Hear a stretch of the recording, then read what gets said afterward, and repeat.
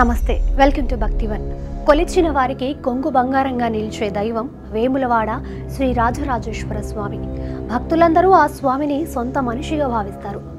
అందుకే అందరూ ఆయనను వేములవాడ రాజన్న అని ప్రేమగా ఆర్తిగా పిలుచుకుంటారు.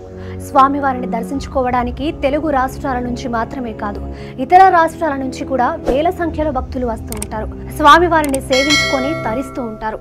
అక్కడెక్కడో ఉన్నవారు స్వామివారి సన్నిధికి వచ్చి తరిస్తున్నారు, కానీ స్వామివారి సన్నిధిలో ఉండేవారు మాత్రం అపచారాలకు పాల్పడుతున్నారు.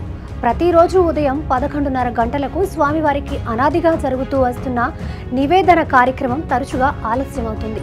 ఈ మధ్య ఏకంగా అరగంట పాటు ఆలస్యమైంది. పైగా నివేదన కోసం వంట చేయాల్సిన బ్రాహ్మణుడు తప్పతాగి వంట కార్యక్రమాలు చేస్తున్నాడు.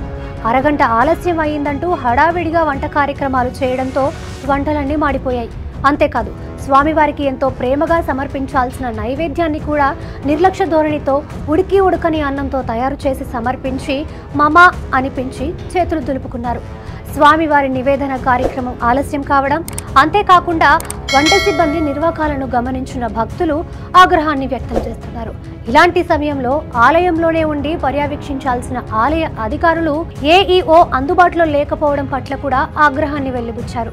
ఇప్పటికే రాజన్న ఆలయంలో అక్రమాలు జరుగుతున్నాయన్న ఆరోపణలతో ఏసీబీ అధికారులు దాడులు నిర్వహిస్తున్నారు.